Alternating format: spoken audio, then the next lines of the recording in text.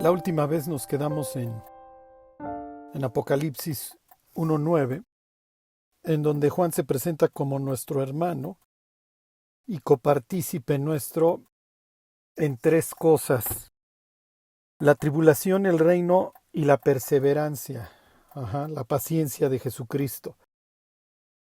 Si se acuerdan, la última vez les dije que el 1:9 no tiene en el original la palabra el reino y la paciencia. Él y la no existen. Entonces sería copartícipe nuestro en la tribulación, reino y paciencia de Jesucristo, lo cual los presenta como un conjunto. ¿Se acuerdan? O sea, afirmamos para obtener el reino, sí, pero también para la paciencia, es decir, la perseverancia y también la aflicción. Es parte de la vida del creyente. La aflicción es parte de nuestra vida y desgraciadamente nos va a acompañar hasta el día que muramos. ¿Por qué? Porque vivimos en un mundo caído, en un mundo que está total y perfectamente destruido, perfectamente en tinieblas, léase ausencia de luz. Por eso les he insistido en los últimos estudios de Apocalipsis la forma en la que Juan ve el mundo, su cosmovisión, y la presenta en el capítulo 1 de su Evangelio. ¿Se acuerdan? Aquella luz verdadera que alumbra a todo hombre venía a este mundo. ¿Por qué? Porque el mundo estaba en tinieblas y las tinieblas no prevalecieron contra la luz. Entonces, así está el mundo, y piense en el mundo en el que nace, crece y eventualmente muere Juan. Juan nace en un imperio romano que se puede jactar de muchísimas cosas, como lo es en su momento la paz octaviana o la paz romana. Sí, dice Gálatas 4:4 que cuando vino el cumplimiento del tiempo Dios envió a su Hijo, nacido de mujer y nacido bajo la ley. Y les quiero hacer énfasis en cuando vino el cumplimiento del tiempo, y el cumplimiento del tiempo fue precisamente durante la paz octaviana, ¿sí? Durante la paz romana. Una paz que es impuesta a través de una violencia y controles brutales, ¿sí? Y cuando les cuento del Imperio Romano, quiero que lo tengan en cuenta para que ustedes se puedan meter en el cerebro de Juan, que está ahora ahí a causa de la palabra de Dios y del testimonio de Jesucristo en la isla de Patmos. Juan se está enfrentando contra densas tinieblas y contra un imperio que es brutal, por un lado, pero por el otro lado deslumbrante. Uh-huh. Y obviamente la paz que impone el imperio es una que beneficia a muy pocos y que perjudica a muchísimos. Y desgraciadamente los seres humanos, cuando volteamos a ver a Roma, vemos la parte esplendorosa, pero no vemos su brutalidad, igual que hoy. Ajá. Y bueno, piensen, Juan nace bajo la paz octaviana durante el gobierno de Tiberio. A Juan le toca la crucifixión. Y si se acuerdan, la semana pasada les decía yo que Juan, a través de su mamá, le pide sentarse a un lado de Jesús cuando éste estuviera en su reino. Porque Juan y Jacobo, así como su mamá, creen que Jesús va a la toma de posesión. Y Jesús muere como un testimonio de la brutalidad romana que quiere mantener la paz. ¿Ok? Jesús muere precisamente hace unos 2000 años durante precisamente estas fechas. Si mal no recuerdo, hoy estamos por ahí de 8 o 9 del mes de Nisan. Uh-huh. Y a ellos les toca ver a su maestro y a la persona que admiran morir desnudo en una cruz junto a dos sediciosos y a Jesús como uno más.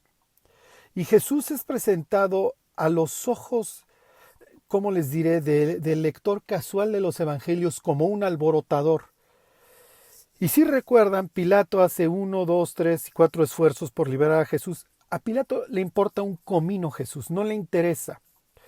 Pero el día de la crucifixión los judíos están celebrando lo que para nosotros sería nuestro 16 de septiembre. Están celebrando su independencia de Faraón, de los egipcios, de los que los sujetaron a esclavitud, de aquellos que intentaron una limpieza étnica contra ellos, de los que los trataron con astucia. Ajá. Los judíos la noche de la Pascua celebraban con 4 brindis, 4 verbos que están en el capítulo 6 del Éxodo, que son el que los voy a sacar, los voy a liberar, los voy a redimir y los voy a tomar a mí mismo. Ajá. Y sabemos de la lectura de los evangelios que Jesús está celebrando la noche del Seder, la celebración de la Pascua. Entonces, lo último que están esperando los discípulos es que el siguiente día su maestro va a estar agonizando, lo cual muestra un juicio sumario por el testimonio de unas personas que lo presentan como un alborotador. Pero lo último que Roma quiere son problemas. A Roma no le interesan los problemas. A Roma lo único que le interesa es el control. Porque la ausencia de control para el imperio implica muchos problemas. Implica que estos barbaroides se me puedan levantar y que yo pueda perder este estatus y esta riqueza y este esplendor a costa de las personas que aplasto. Y para eso necesito un ejército brutal y una maquinaria propagandística brutal. Las dos cosas las tenía Roma. Y hoy vivimos nosotros en un mundo similar.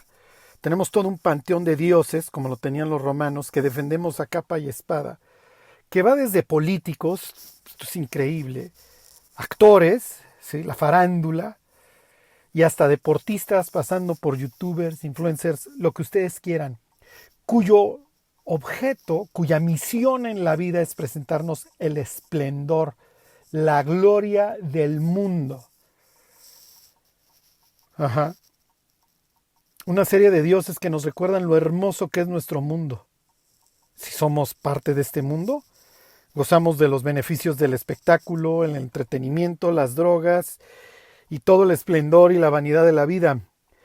Si no eres parte del imperio, eres un excluido, bárbaro, inútil, destinado a ver la gloria del imperio de lejos y ver su brutalidad de cerca. Eres, en pocas palabras, un bárbaro que necesita ser civilizado.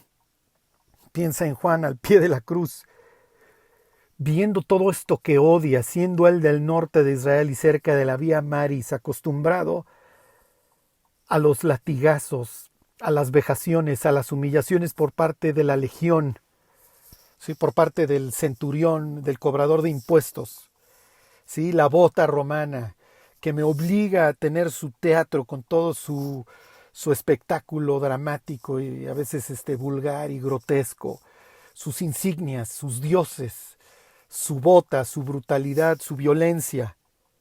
Lo más increíble es que a lo largo de todo el imperio tú tienes gentes que adoran este sistema. ¿Te suena conocido? A Octavio, por ejemplo, cerca de... y este es en medio de esta enorme máquina de guerra y propaganda que Cristo resucita y la iglesia crece. ¿Qué implica la resurrección de Cristo para Roma? Que Cristo venció la maquinaria brutal. No hay forma de acabar con Jesús. Jesús está por encima de Roma.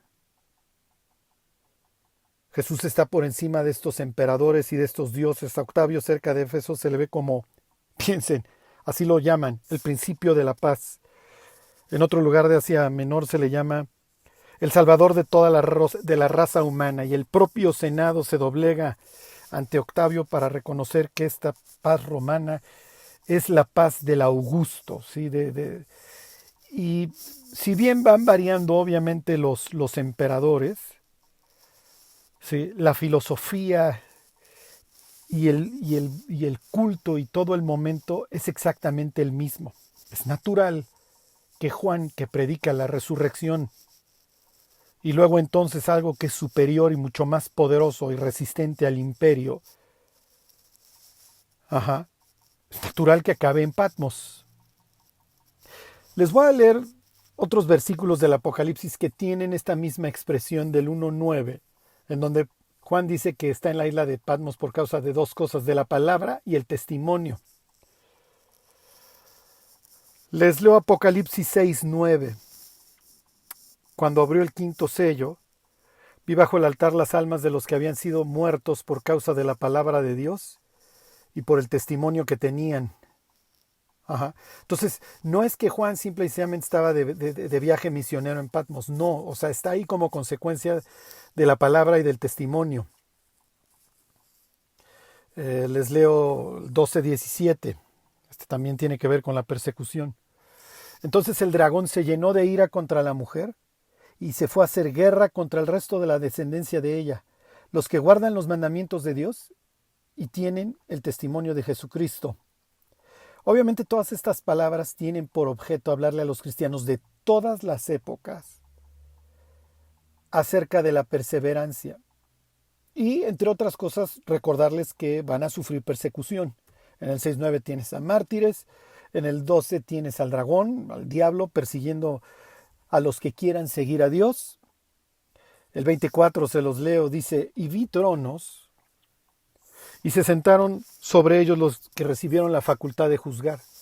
Y vi las almas de los decapitados, y les resolvieron el problema de la migraña, y vi las almas de los decapitados por causa del testimonio de Jesús y por la palabra de Dios. Los que no habían adorado a la bestia ni a su imagen.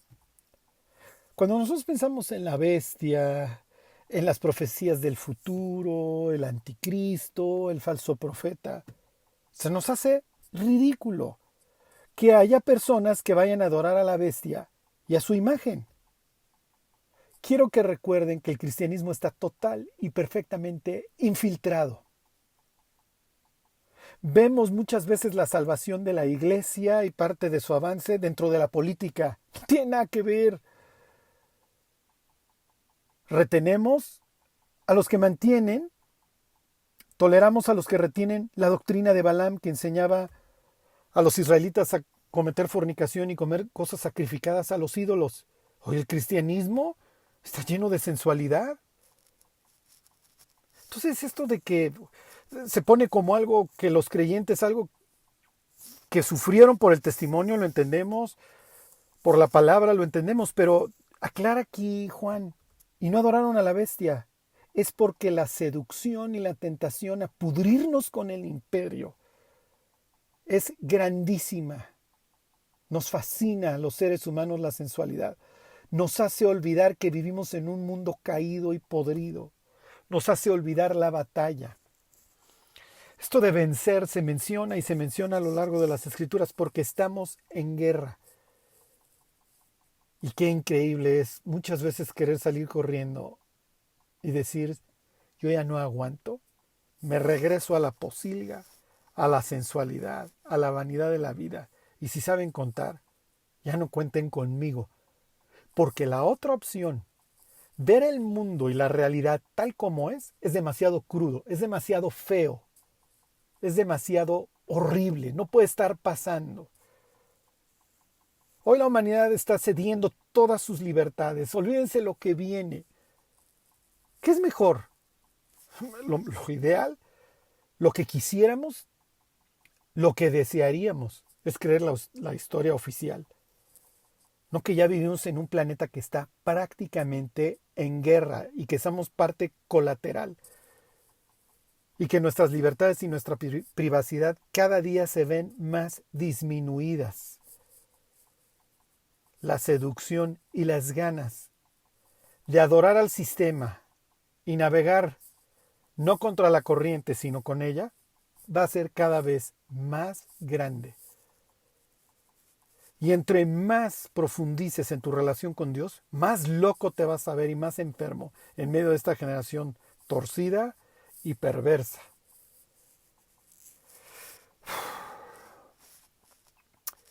Bueno, dice que no recibieron la marca en sus frentes ni en sus manos, ¿se acuerdan? Los israelitas tenían la obligación de escribir, de guardar los mandamientos, ¿se acuerdan? De mantener un recordatorio en la mano o en la frente. Los mismos los servidores del diablo.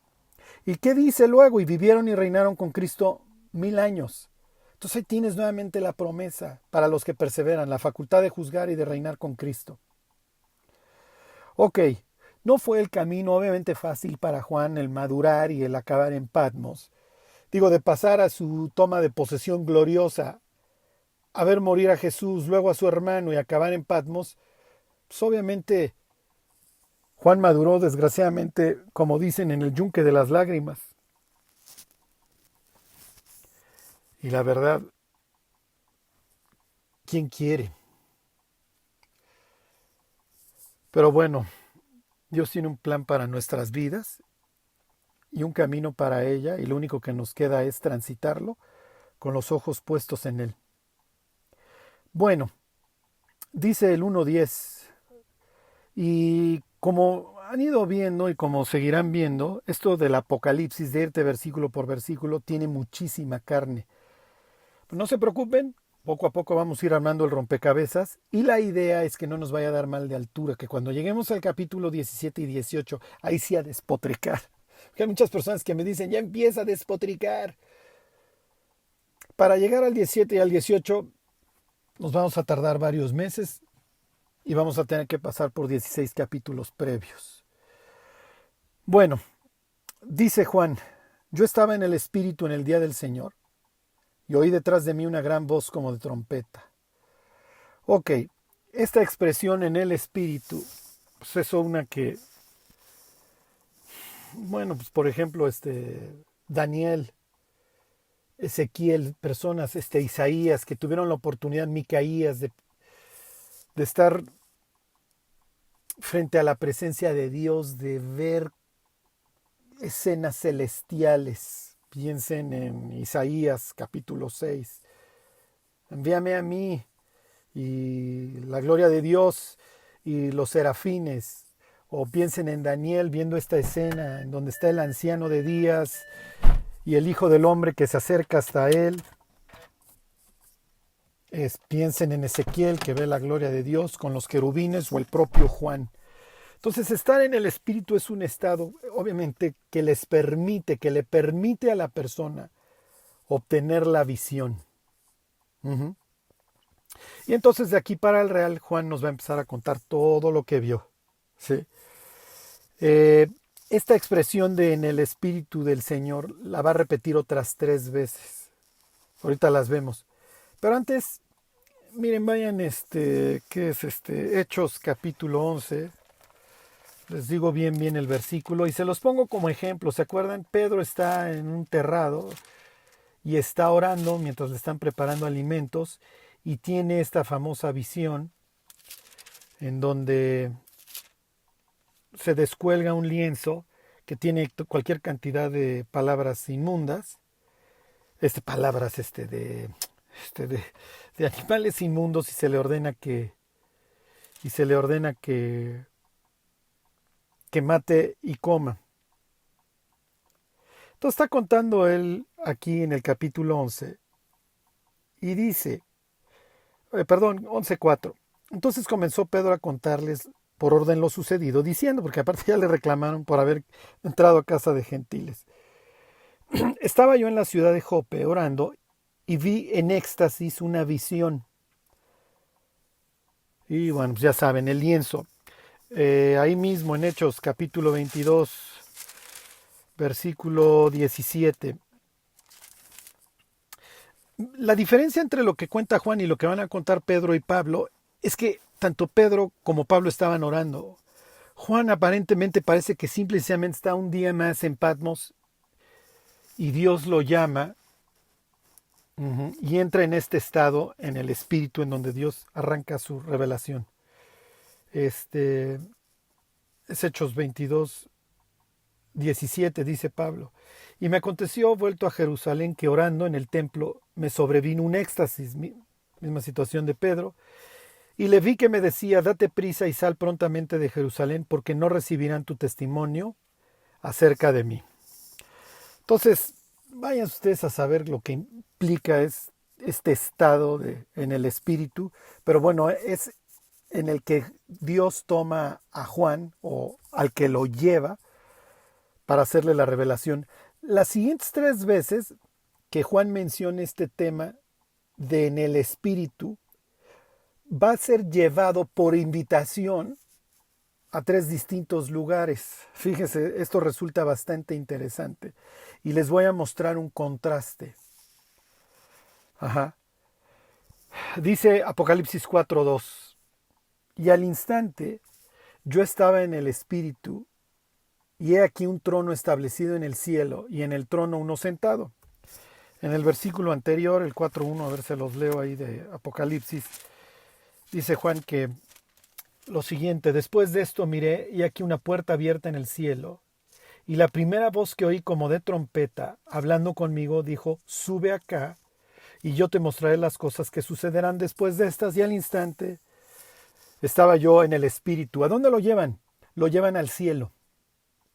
Lo llevan a observar el trono de Dios y al Cordero, con 24 ancianos, los 4 querubines, los mismos de Ezequiel, ¿sí? Y ángeles. Le toca a Juan estar en una de estas reuniones celestiales. Si lo alcanzamos a ver poco más adelante se los explico. Lo que quiero ahorita que sepan es que la invitación es al cielo. ¿Por qué, Juan? Porque necesito que fijes tus ojos en que Dios está por encima de todas las cosas. Y no importa qué es lo que esté sucediendo abajo en la tierra, Dios tiene el control de todo lo que sucede. No se ha movido del trono en ese sentido. ¿Ok?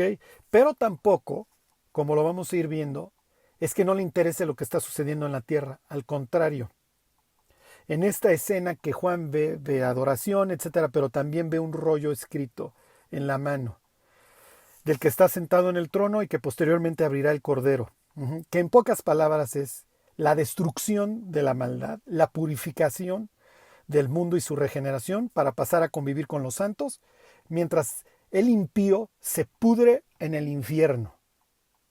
Digo, en serio, ¿qué esperaba el ser humano? ¿La gloria eterna? ¿Seguir haciendo las mismas atrocidades en el cielo? Ok, dice el 17:3, y me llevó en el espíritu, esta vez no es al cielo, fíjense a dónde, al desierto. Y ustedes ya saben, el desierto implica el yermo, la soledad, la ausencia de agua, la ausencia de sustento. Isaías 34, donde están los espectros, donde está Lilith, ¿ok? Donde están los animales inmundos, donde se escuchan los aullidos. El desierto implica caos. Ajá. Es en este sitio donde Dios sustenta a Israel durante 40 años para mostrar su poder. ¿Sí? En esta ocasión lo lleva al desierto y dice el 17:3, y vi una mujer sentada sobre una bestia escarlata, llena de nombres de blasfemia, que tenía 7 cabezas y 10 cuernos. ¿Ok? Entonces Juan es llevado a este sitio. ¿A dónde ve a la mujer? En el desierto. Ve a una ramera, a la ciudad que reina, que gobierna sobre los reyes de la tierra.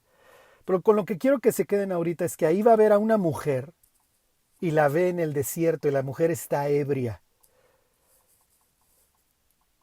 Los romanos representaban su poder y su imperio a través de una diosa elegante de la guerra que se llama Roma.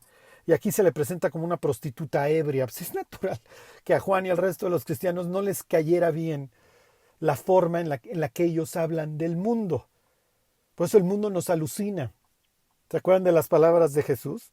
No puede el mundo aborreceros a vosotros, mas a mí me aborrece, porque yo doy testimonio de él que sus obras son malas.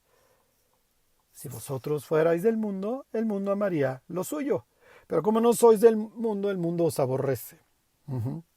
Ok, entonces vean el contraste del 17:3 a la siguiente expresión, en donde Juan otra vez es invitado a un sitio, esta vez en el capítulo 21, en el versículo 10.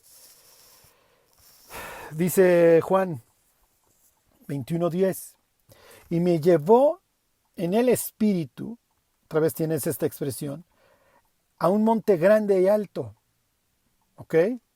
Moisés sube al monte, ¿se acuerdan? Para recibir las instrucciones. Moisés sube al monte para volverlas a recibir después de interceder por los israelitas. Salmo 15, ¿quién subirá al monte? ¿Quién habitará con Dios? ¿Ok?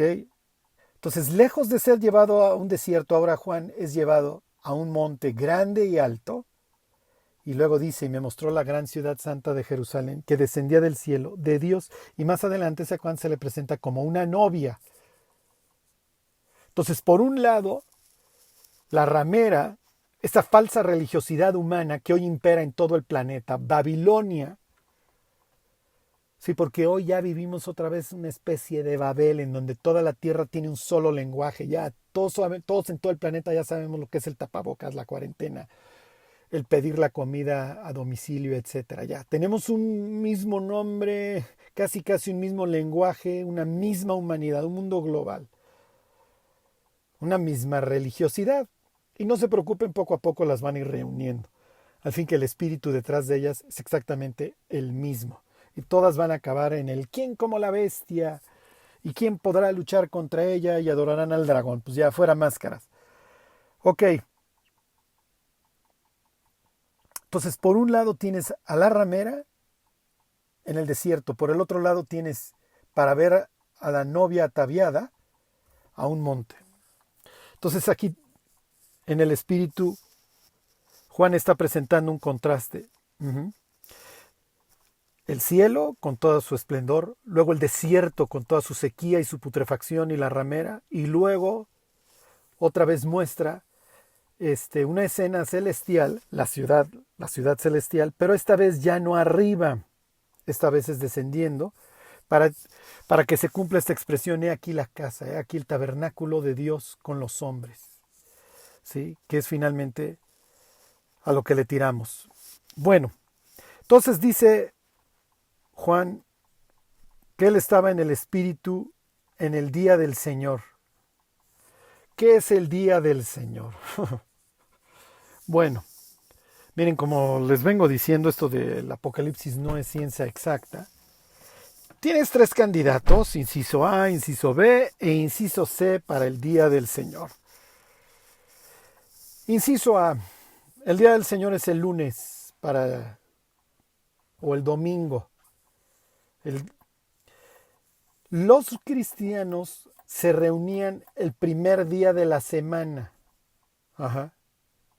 Lo que sería el domingo. ¿Por qué? Porque traían esta onda de que no se querían judaizar. Pablo los andaba regaña y regaña de que no se anduvieran judaizando, ¿se acuerdan? Guardáis los días, los meses, los tiempos y los años. Me temo de vosotros que haya trabajado en vano con vosotros. ¿Se acuerdan de esas palabras de Gálatas? Entonces, para evitar que ¿cómo les diré? Que se engrandecieran o se ensalzaran los judaizantes. Ya saben, que es que guardaban el sábado y no comían carne de puerco y eso. Para que los judaizantes no se ensalzaran, muchos cristianos se empezaron a reunir el domingo. Y esto acabó siendo el día del Señor. Ajá. Es muy probable que Juan se refiera a que es domingo, es el día del Señor. Entonces lo más probable es que está orando, es un día dedicado a Dios. Y está orando y ese día lo toma. Otro sería simplemente, yo estaba en el Espíritu en el día del Señor, en el día que el Señor me tomó. El día que el Señor me hizo su revelación. Otra, la inciso C, sería yo estaba en el Espíritu en el día del Señor, el día escatológico, porque me mostró toda su venganza y la consumación. Pienso que el inciso A hasta cierto punto es irrelevante, pero bueno, nos lo deja saber Juan. Juan nos indica que está en el día del Señor. Lo más probable es que se refiere al primer día de la semana, ¿ok? Pero es de esas que cuando llegues al cielo ya le puedes preguntar a Juan qué día era. ¿Ok? Y dice que escuchó detrás de él, ahí voy, que escuchó detrás de él una gran voz como de trompeta. Ustedes ya lo saben, esto les debe de recordar Éxodo 19, el sonido de la bocina, los truenos, la tempestad, las nubes, la tiniebla. Esto es típico lenguaje celestial. El Apocalipsis va a hacer referencia al estruendo de muchas aguas, voz de trueno, Ezequiel dice que escucha a Dios como voz de ejércitos, como de muchedumbre. La idea es que es una voz que si no estuviera uno en el espíritu, no es que te ensordece, ¿ok? Es el poder, es una voz majestuosa, esa es la idea. Y la escucha detrás de él. Ajá, ¿qué implica? A ver, váyanse a Isaías capítulo 30, versículo 21. Es más, les leo desde antes para que sepan. Isaías está hablando del futuro y está diciendo que precisamente en el futuro el pueblo de Israel oiría detrás de sí la voz de Dios. Miren, se los leo. Porque cuando Juan dice que escuchó detrás de él una voz, no está diciendo nada más, no lo está diciendo nomás de paso. Tiene una implicación. Dice, se los leo desde el 18, 30-18. Por tanto, Jehová esperará para tener piedad de vosotros, y por tanto será exaltado teniendo de vosotros misericordia, porque Jehová es Dios justo, bienaventurados todos los que confían en él. ¿Okay? Está hablando de un futuro, promesas para el futuro. ¿Okay? 19. Ciertamente el pueblo morará en Sión, en Jerusalén, nunca más llorarás. ¿Les suena? Esto viene más adelante. Ya no habrá más llanto, ¿se acuerdan? Ni clamor ni dolor. El que tiene misericordia se apiadará de ti, al oír la voz de tu clamor te responderá. Bien que os dará el Señor pan de congoja y agua de angustia. Con todo, tus maestros nunca más te serán quitados, sino que tus ojos verán a tus maestros. Entonces tus oídos oirán a tus espaldas palabra que diga: este es el camino, andad por él, y no echéis a la mano derecha, ni tampoco torzáis a la mano izquierda. Y entonces los judíos que interpretaban este versículo traían dos expresiones, dos palabras. Bat kol, kol quiere decir voz, que implica, ¿cómo les diré? Que implica una voz o una palabra de revelación sin ver a nadie. Ahorita les pongo otros ejemplos. ¿Ok? Entonces dice Juan que escuchó una voz detrás de él. ¿Qué es lo que está implicando según Isaías 30? Que va a recibir algo importante, que va a recibir una revelación. Ajá.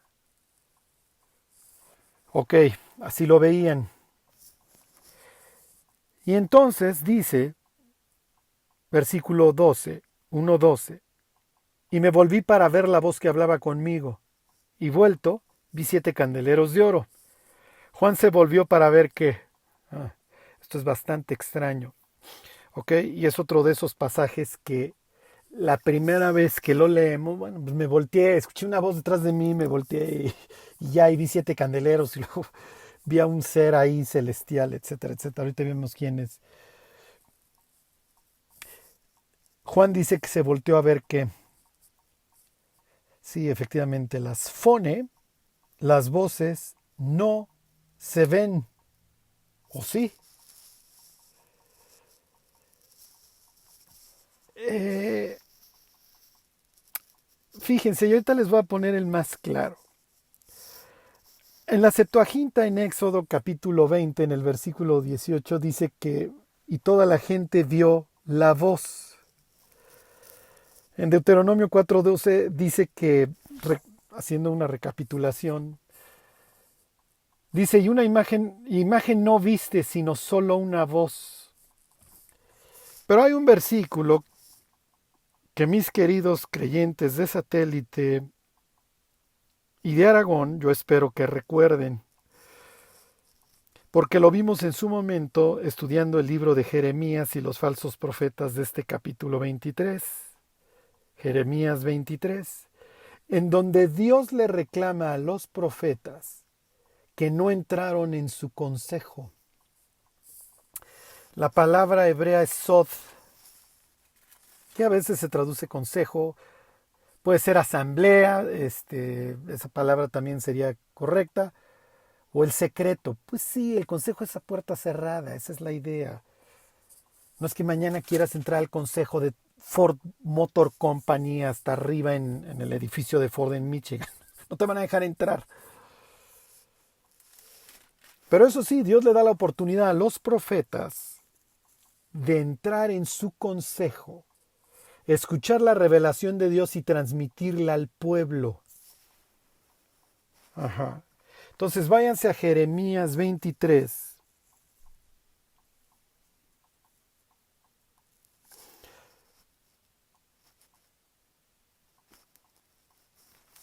Fíjense, se los leo el 22 primero, 23-22 de Jeremías. Pero si ellos hubieran estado en mi secreto, en mi consejo, en mi sod, habrían hecho oír mis palabras a mi pueblo, y lo habrían hecho volver de su mal camino y de la maldad de sus obras. Ok. Y en el 23:18 dice, porque quien estuvo en el secreto de Dios y vio y oyó su palabra. Ok, el versículo haría mucho más sentido si le quitaras y vio. Se los voy a leer sin el y vio. Porque quien estuvo en el secreto de Jehová y oyó su palabra. Sí, pero el versículo nos presenta un gran problema, o por lo menos así se pudiera ver.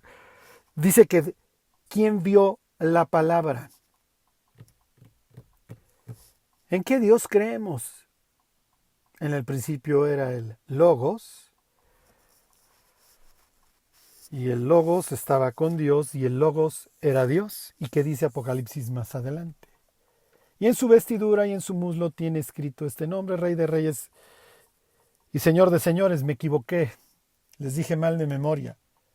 Y su nombre es, eso también lo dice Apocalipsis 19, y su nombre es el Verbo de Dios. Entonces Juan, que arranca su evangelio diciendo que en el principio era el verbo, en el principio era la palabra, se voltea para escuchar, para ver, una voz. Sí. Y a quien va a ver efectivamente es a la voz, a la palabra de Dios, a Jesús. Les hago el énfasis para que cuando lean la Biblia vayan atando los cabos que va dejando. Juan se voltea a ver una voz. Sí, Carlos, pero las voces no se ven, sí, pero la palabra de Dios sí, es una persona. El principio de la creación de Dios. Dios crea todo a través de su palabra. Y dijo Dios, y dijo Dios, y dijo Dios. Y la palabra se encarnó. ¿Se acuerdan? Y aquel verbo fue hecho carne. Ok. Entonces, un ejemplo muy claro de esto de entrar en el consejo, piensen en Micaías, ahí que es capítulo 22 de Primera de Reyes. Ya se lo saben de memoria. Josafat y Acab van a ir a la guerra, el tontito de Josafat no sé qué hace con Acab, le va a acabar costando el resto de su descendencia casi. Pero eso es entre paréntesis. El caso es que se da cuenta Josafat de que todos los falsos profetas de Acab nada más se la viven cotorreando y le dice, oye, no hay un profeta de Dios por el que podamos consultar. Y este profeta Micaías sí entra al consejo. Y tal cual dice que vio al ejército de Dios y Dios preguntando, ¿qué haremos ya para acabar con la vida de Acab? Y entonces, ya saben, vienen una propuesta, dos propuestas, las que sean, las que hayan sido. Finalmente uno de los que atienden, de los que fueron a este consejo, uno de estos seres, voy a hacer espíritu de mentira en todos sus profetas. Ve y lo lograrás y serás prosperado, ándale, ve y hazlo. Y Micaías luego narra su experiencia en el consejo y le dice a Acab, si tú regresas vivo, que me maten a mí, porque soy un falso profeta. Pero Micaías, venía del consejo de Dios y sabe que lo que vio ahí pues, es verídico y acaba muriendo. Bueno, le seguimos. Y me volví para ver, ahora sí ya vieron, la voz que hablaba conmigo, y vuelto vi 7 candeleros de oro. Piensa en la forma en la que se presentan las iglesias, porque eso más adelante ya lo saben, lo explica el propio Apocalipsis. Los candeleros son las 7 iglesias que están en Asia, a las que va dirigido precisamente el Apocalipsis. Las presenta como candelabros. ¿Se acuerdan que dentro del tabernáculo hay total oscuridad? Esa es la idea. Es cubierto, está todo cubierto de pieles el tabernáculo. Lo único que ilumina dentro de eso, dentro del tabernáculo, es precisamente el candelero. Apagas el candelero y lo que vas a ver son puras tinieblas.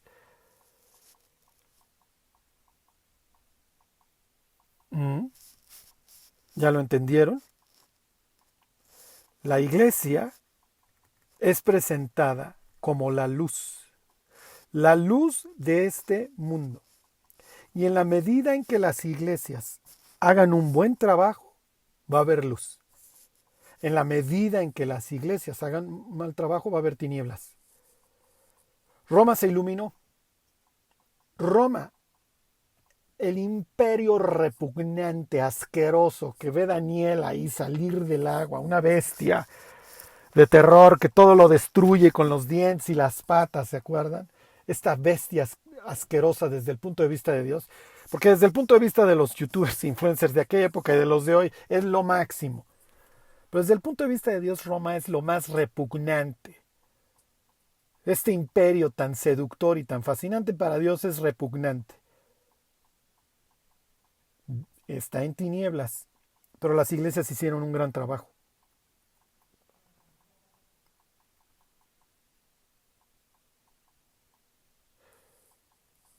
Entonces, de hecho, más adelante el reino de la bestia queda cubierto ¿de qué? De tinieblas, es lo que hubiéramos esperado. Los que no participen del reino de Dios participarán de las tinieblas. Ahí será el lloro y el crujir de dientes, ¿se acuerdan? Entonces, Jesús es presentado, ¿se acuerdan? En el Evangelio de Juan, bueno, pues cómo no, se los acabo de decir, como la luz verdadera que alumbra este mundo. ¿Estás implicando que estamos en tinieblas? Sí. Y más adelante Jesús se dedica a repetirlo. Yo soy la luz del mundo. El que me sigue no andará en tinieblas, sino que tendrá la luz de la vida. Ok, Jesús, ¿qué estás implicando? Que si no me sigues, vas a seguir y vas a continuar en tinieblas. Le dice al fariseo, ¿se acuerdan? Y esta es la condenación. Que la luz vino al mundo, pero los hombres amaron más las tinieblas que la luz. ¿Por qué? Porque nos gusta la maldad, porque sus obras eran malas. Ok, y en medio de los 7 candeleros, ¿quién está? El Hijo del Hombre. Miren, y con esto termino. Las iglesias, el cristianismo de hoy, se podrá estar pudriendo. Podrá estar total y perfectamente infiltrado de Babilonia. Digo, qué raro que en el capítulo 17 le ordenen a los creyentes salir de Babilonia. ¿Qué estás implicando, Dios? ¿Que vivimos ahí? Más o menos. Dice,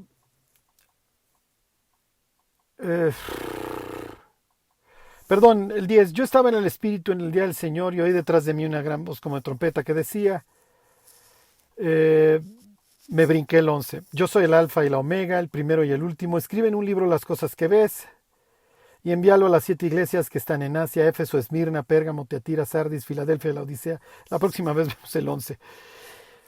Perdón, me clavé con el 12. Y me volví para ver la voz que hablaba conmigo y vuelto vi 7 candeleros de oro y en medio de los 7 candeleros a uno semejante al Hijo del Hombre.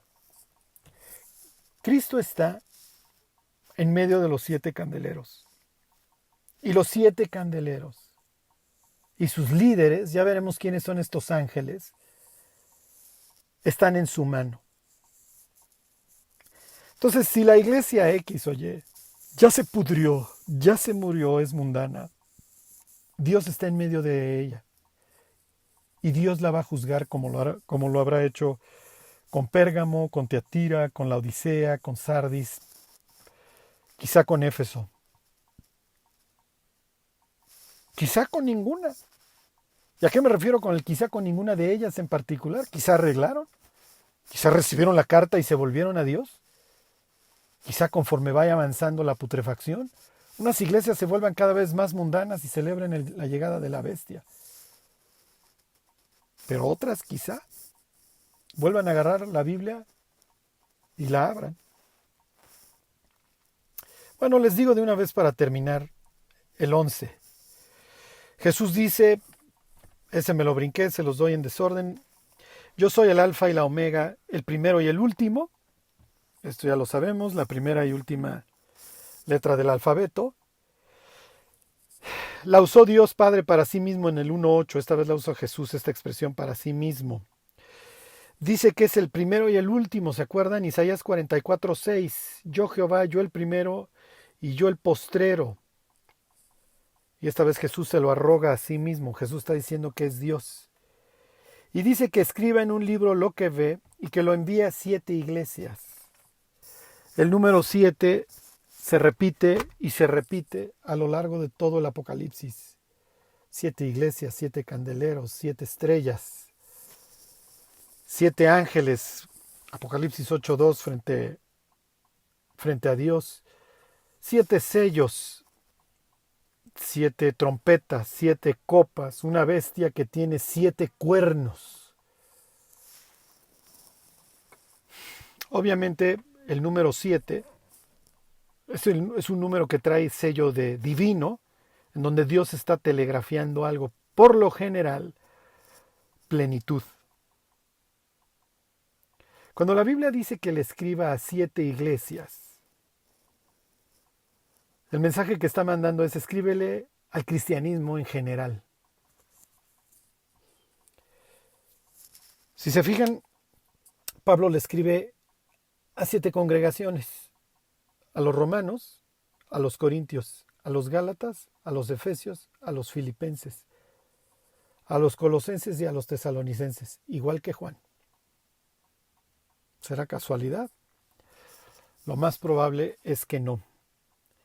Entonces, el mensaje a las 7 iglesias es, obviamente lo puedes ver desde 3 ángulos. Un mensaje en particular para esa iglesia en ese momento. Un mensaje para la vida de cada uno de nosotros. Ya estoy permitiendo un mundanismo, ya estoy permitiendo un feminismo rampante como Tiatira.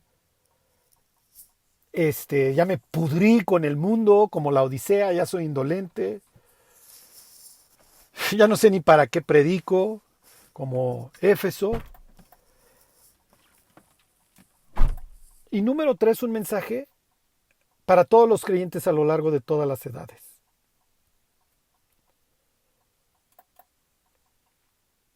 Un mensaje obviamente importante para cada uno de nosotros.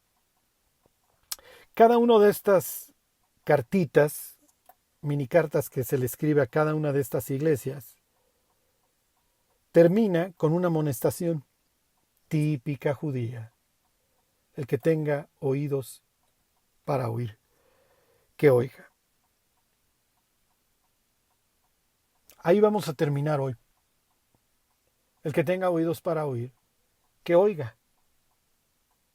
Acuérdense que el libro de Apocalipsis, y se lo repito, tiene por objeto que el creyente que está frío y viviendo en el mundo regrese.